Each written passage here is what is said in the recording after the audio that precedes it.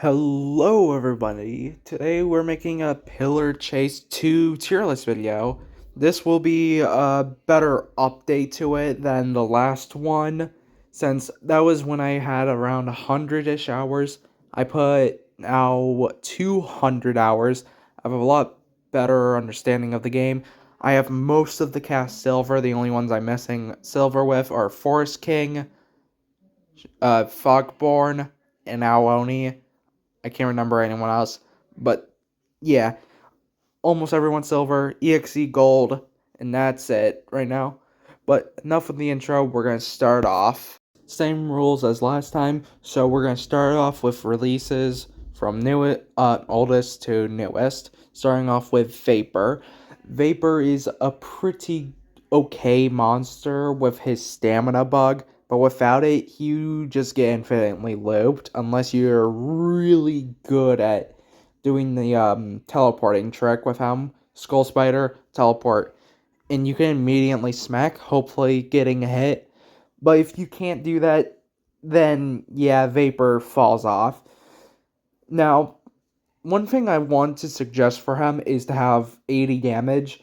I know Bone Break is really strong, but considering survivors will still outpace you either way, I think Vapor needs it because Vapor needs some way to catch up.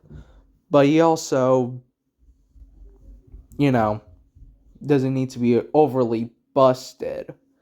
I think Bone Break will make him just an okay monster overall, but enough ranting. I think Vapor's just fine in his current state. Just buff him a little. I don't know if the rework is going to make him insane, weak, or whatnot.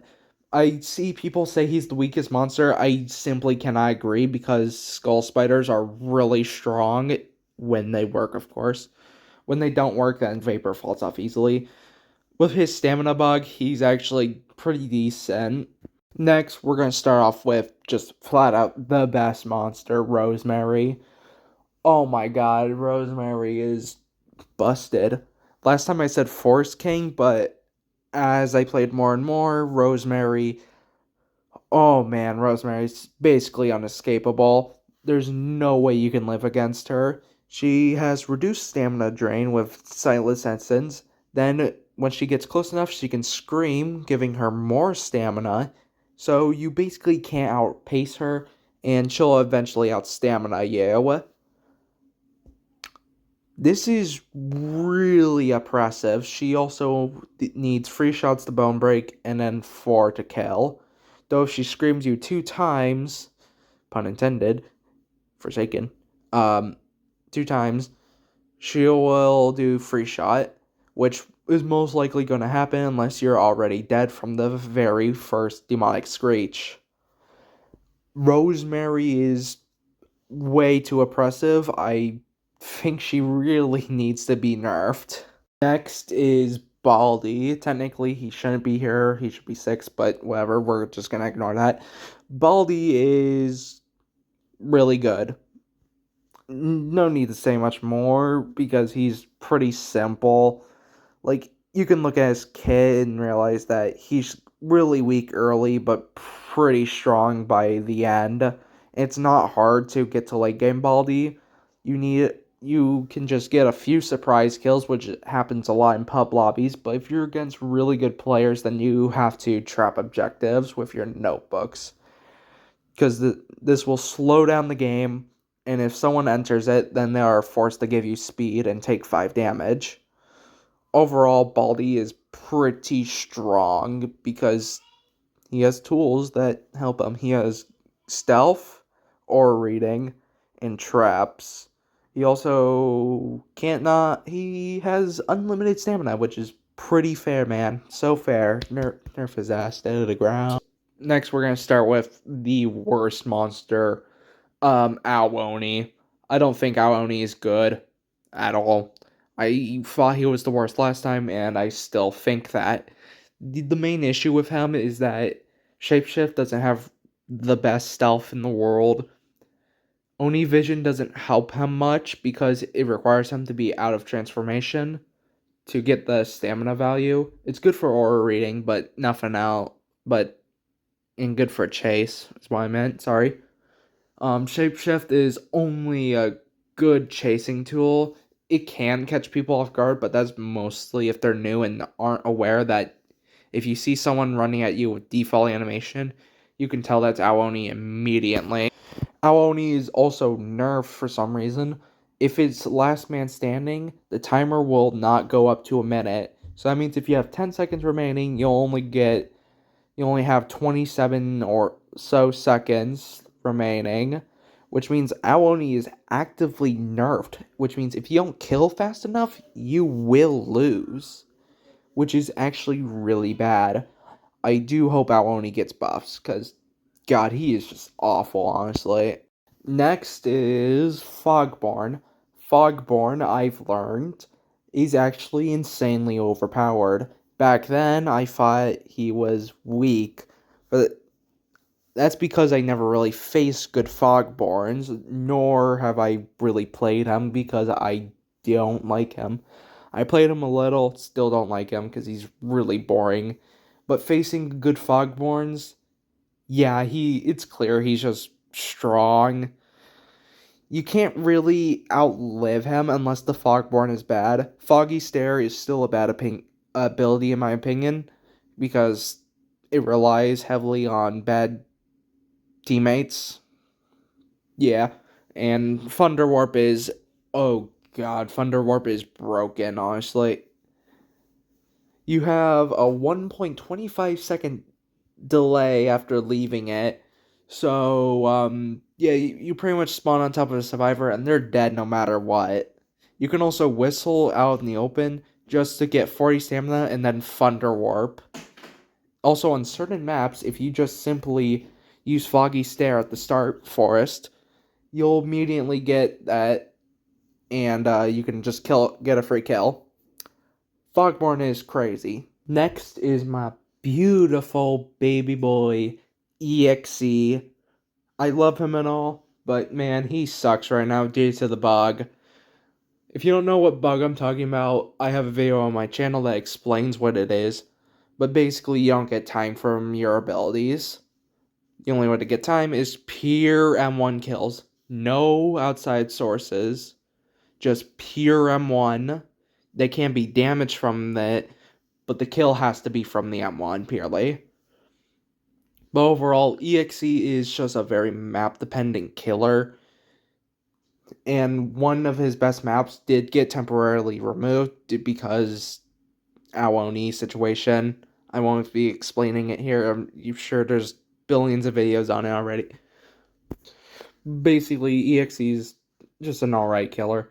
You hit M1, too slow, they're bone broken, chase them, they're dead. Traps are pretty good on a lot of maps that have doorways and such, like Fazbear Frights, Oni's Mansion, even though that's gone, Hide and Seek, and I think there's another map, but I can't remember it right now. But yeah, EXE is good on certain maps if you do get those maps.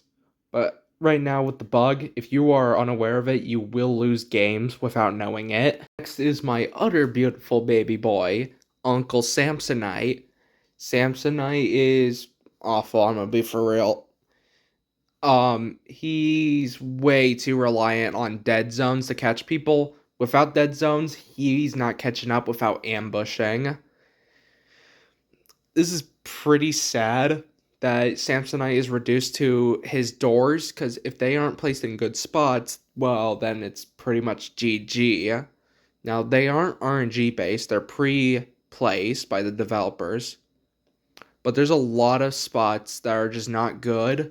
Like in the hills with the single trumpet, there's a door at the end of it, but then there's a door at the start of it. You're better off going for the one at the start of it than the one at the top, because if you go for the one at the top, the survivor will run down and outpace you. Meanwhile, if you go for the bottom one, you can go run up there, M1, Uncle's Wrath, or beat lay down and get a kill. But besides the unfortunate door placements, his abilities are good because he heavily relies on them.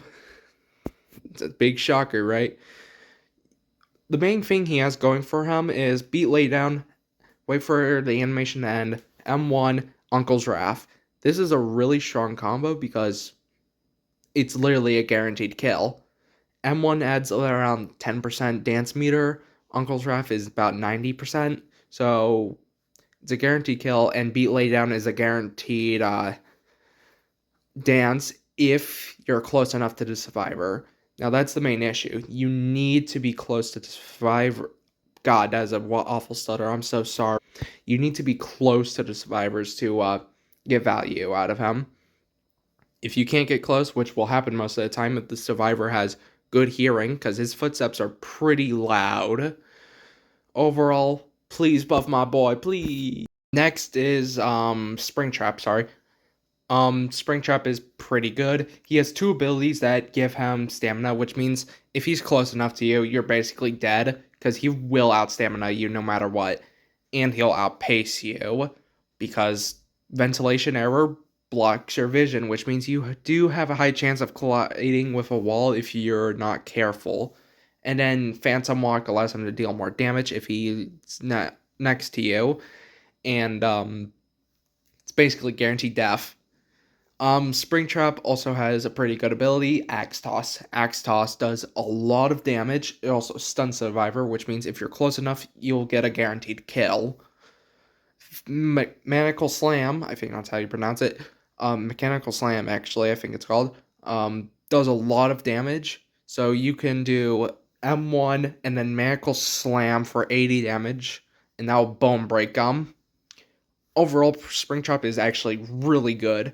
There's no way in hell you can call him bad, because he just shreds really good. He does a lot of damage. He has two really good abilities. Phantom Ventilation Error probably is the best ability in the game, I'm gonna be for real. And his stats are also pretty good. And without the axe, he's 20 speed if you didn't know. 18 speed with the axe. Next is MX, and what do you expect? Of course, he's going to be high tier. MX is insanely strong.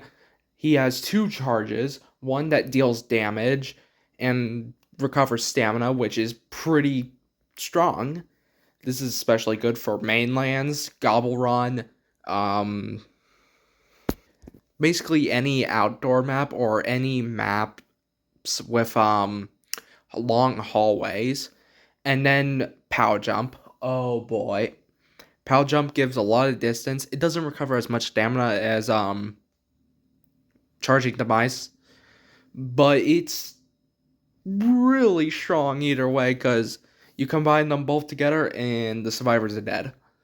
He also has the highest base damage in the game. For some reason, it's not Vapor, and they for some reason wanted him to have Bone Break on launch. That's a little weird. Anyways, but yeah, MX is mostly good because of his two abilities being really strong. His high stamina drain basically doesn't matter due to these two abilities.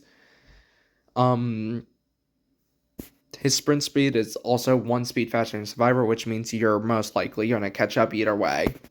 His passive that allows you to see survivors whenever you kill one is also busted.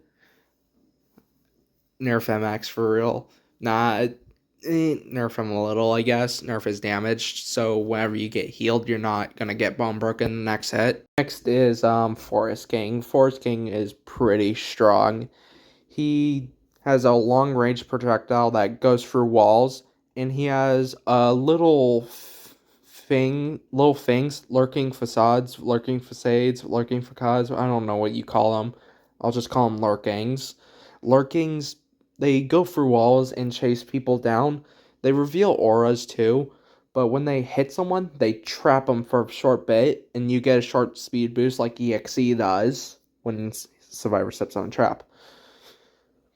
He does 25 base damage, but 40 if you walk instead, which means you can get really fast kills combined with the trap survivor. Forest King is pretty strong. His projectile does around 30 damage, 32 I think. So, yeah, Forest King overall is pretty strong. Next is Niloticus, however you want to pronounce it. I don't care how you pronounce it.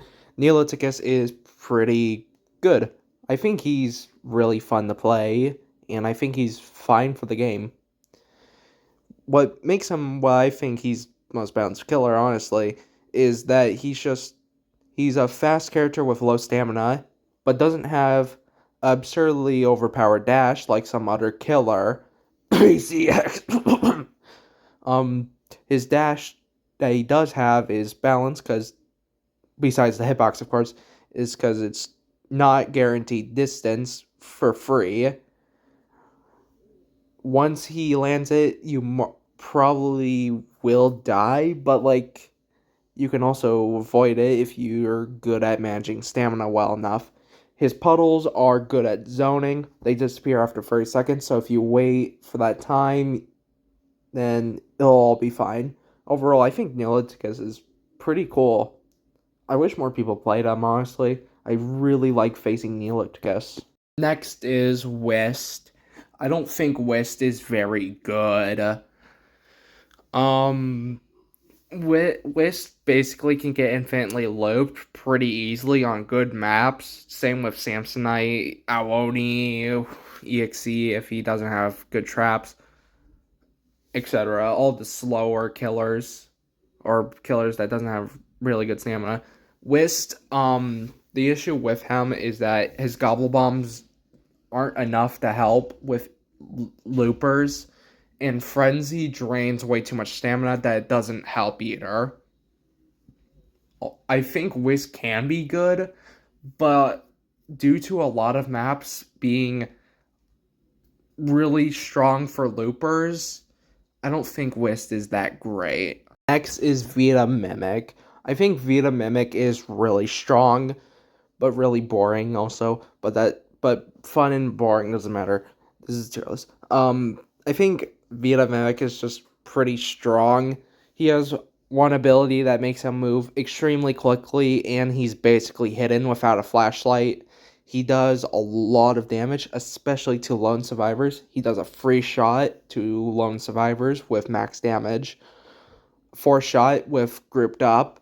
That's still really good, especially when you do Animalistic and do bleeding damage, which will basically guarantee a kill. Especially, and it's really good for early game since you kind of need it since you're doing very little damage. But overall, Vita Mimic is pretty strong. Next is or Fawadi. Fawadi is pretty good. I think I think he has a lot of potential, but sometimes falls off because some maps just aren't perfect for him. But the maps where he's really good. One little tech you can do with Silly Rush is right before you charge, you go in first person and look where the person is, and you're most likely going to hit them. And then you can M1 them, or if you already hit M1 them, then that's just a free kill. Oni Vision is decent on Fawadi because it's just free stamina and aura reading. So you might as well just use it, just either in chase or just see where people are, of course. And M1ing outside of chase or just to catch up to Survivor is really good. You can also use Silly Rush for distance since it doesn't have that much of a penalty unless you hit a wall. M1ing for distance is pretty good since it's basically required. Overall, Fawadi is pretty good. He has a lot of potential. Next is Inkfell. I think Inkfell has a lot of potential, but the issue is a lot of maps are not good for him. Map-dependent killers tend to be lower on this tier list, but on maps that are good, they would. If I did purely just their best map, then most killers would be a high tier. But we're not doing that. We're accounting all maps, and Inkfell overall has a lot of bad maps with some decent map. I would say Inkfell is one of the hardest killers in the game to play because you have to know how to use his portals well, how to use Devil's Dive well, Devil's Rage well. You also have to learn how to use the tech well with Devil's Dive. You also have to know the range of how Devil's Rage is, the range on Devil's Rage, sorry, and portals to get value out of Devil's Rage. I think Inkfell has a lot of potential, as I said, but unfortunately, a lot of maps do not make him good. Next is fuck this motherfucker. I hate PCX so much, but God, he's busted, of course. And the funny part is they're buffing him next update, which means he's going to be the best killer in the next update, most likely. PCX, man, I don't feel like talking about him, but I have to. I hate PCX. So PCX is blatantly overpowered. You don't need to see why. You just play one round of him and you can tell that he's busted. He's also very easy to play. I used to think he'd take skill, but no. Can we please go back to God Unbound? Please, please. Found You is the most boring ability in the game. You Can't Run is stupid strong with that, especially with that hitbox, and Jump is just free distance. He has free dashes, basically, and once he gets a kill with M1 or Jump, he gets all of his stamina back. Oh my god, nerf this motherfucker. Next is Jeffrey Woods. Now, this is a killer I actually like facing because he's actually scary. But I think he could go for a little buffs because you can just infinitely loop him no matter what unless you actually sneak up on the survivor. But the issue is that if the survivor is simply using their ears, yeah, you ain't getting much done with Jeffrey. Jeffrey relies way too much on stealth to catch up, but even then, he just ain't that great, honestly. He's best as a noob stomper, but second you get a loopable map with a looper, GG. That's it. Just GG, man. GG. Good game, man. His hitbox is pretty wild, though. Nerf that shit. Next is Valem. Valem's good. He has a 3-second dash that gets him a pretty far distance and drops a clone, which you can teleport to and deal extra furry damage if survivors are near. I'm pretty sure it's AoE too. His hitbox is really long. It's the biggest. Well, no, I think lengthwise, it's the biggest. Bogus.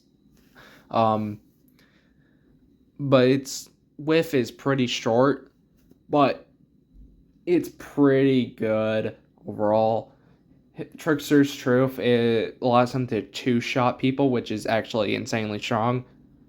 Overall, Valem's just good, but really boring and bland, honestly. I see why he's the least played killer, and it's probably why you don't see a lot of people who play Valem, and even if they do play him, they're not very good with him, because he takes a little skill, I guess. But yeah, no one plays Valem.